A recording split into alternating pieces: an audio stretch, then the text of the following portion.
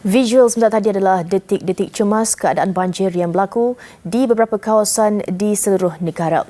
Dan semalam selain Kuala Lumpur, sebanyak 70 buah rumah di kawasan Sungai Duri, terutama Taman Sungai Duri, Simpang Ampat di Nibong Tebal, Pulau Pinang dilanda banjir.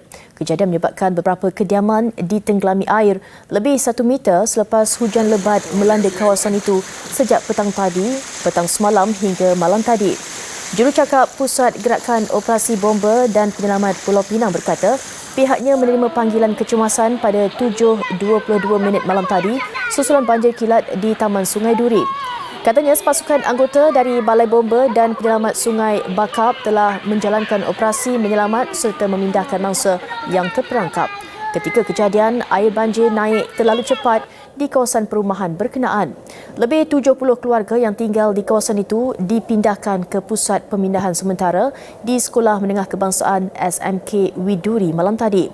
Turut terjejas 45 keluarga di sekitar kampung Sungai Kecil dan semua mangsa dipindahkan sementara ke pusat pemindahan sementara Dewan Serbaguna kampung berkenaan.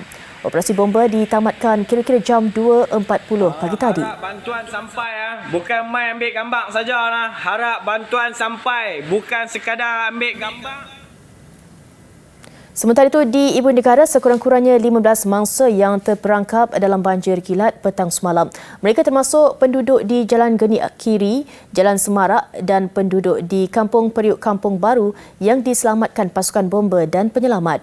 Pengarah Bomba dan Penyelamat Kuala Lumpur, Nordin Pauzi berkata, laporan kejadian pertama membabitkan Jalan Geni Kiri dan Jalan Semarak diterima jam 5.26 petang. Semua mangsa yang terperangkap di dalam rumah dibawa keluar dalam keadaan selamat. Paras air mencecah hingga 3 meter dan surut berperingkat sebelum keadaan kembali terkawal.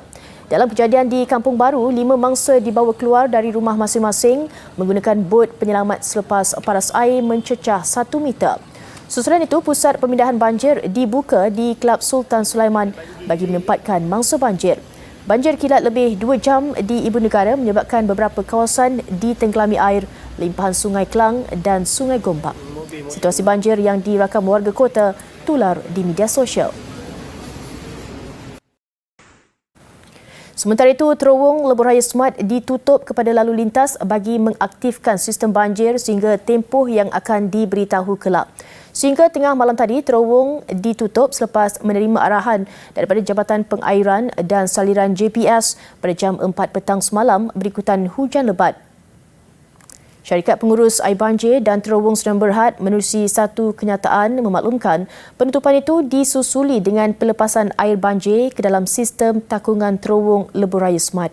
Pihak Smart memohon pengguna bersabar dan memberi kerjasama dan perhatian tentang status operasinya yang akan disiarkan melalui hebahan media dan papan maklumat elektronik VMS.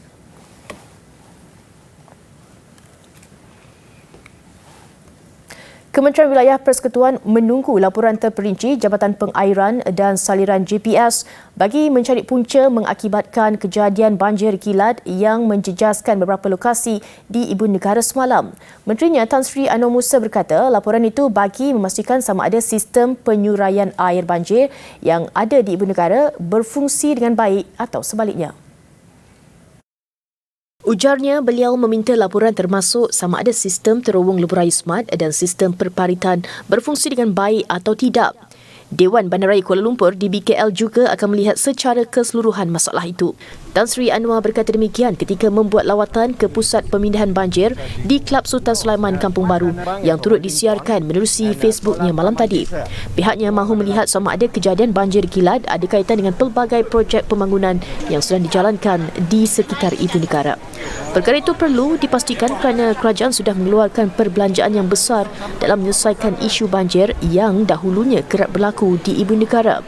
Hujan lebat petang semalam menyebabkan kediaman 410 orang daripada 101 keluarga di Kampung Periuk, Jalan Raja Bud, Jalan Raja Alang, Jalan Raja Ali di Kampung Baru ditenggelami air.